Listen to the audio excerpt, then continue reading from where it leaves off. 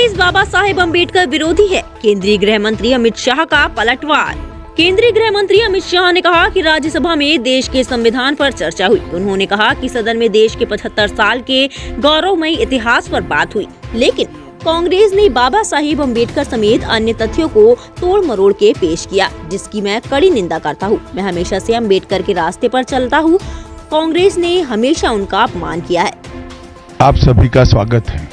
विगत सप्ताह में संसद में लोकसभा और विधानसभा, राज्यसभा दोनों जगह संविधान को स्वीकार किए हुए 75 साल के मौके पर संविधान की रचना, संविधान निर्माताओं का योगदान और संविधान में प्रस्तावित किए गए आदर्शों पर एक गौरवमयी चर्चा का आयोजन संसद के द्वारा किया गया। वो चर्चा में 75 साल की देश की गौरव यात्रा, विकास यात्रा और उपलब्धियों की भी चर्चा होनी थी। ये तो स्वाभाविक है कि जब लोकसभा में, राज्यसभा में पक्ष और विपक्ष होते हैं तो हर मुद्दे पर लोगों का नजरिया अलग अलग होता है, दलों का नजरिया अलग अलग होता है, वक्ताओं का नजरिया अलग अलग होता है। मगर संसद जैसे देश के सर्वोच्च लोकतांत्रिक फोरम में जब चर्चा होती है तब इसमें एक बात कॉमन होती है कि बात तथ्य के आधार पर होनी चाहिए और बात सत्य के आधार पर होनी चाहिए।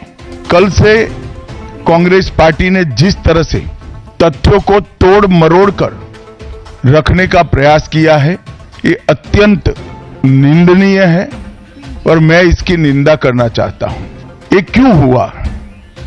क्योंकि भारतीय जनता पार्टी के वक्ताओं ने संविधान पर, संविधान की रचना के मूल्यों पर और जब जब कांग्रेस या भारतीय जनता पार्टी का शासन रहा तब शासन ने संविधान के मूल्यों का किस तरह से मूल्यांकन किया, संरक्षण किया और संवर्धन किया, इस पर फैक्ट के साथ भारतीय जनता पार्टी के वक्ताओं ने अनेक उदाहरणों के साथ जनता के सामने विषय रखे और उसमें वो तय हो गया कि कांग्रेस पार्टी अंबेडकर जी विरोधी पार्टी है, कांग्रेस पार्टी आरक्षण विरोधी पार्टी है, कांग्रेस पार्टी संविधान विरोधी पार्टी है, कांग्रेस पार्टी ने सावरकर जी का भी अपमान किया, कांग्रेस पार्टी ने आपातकाल डालकर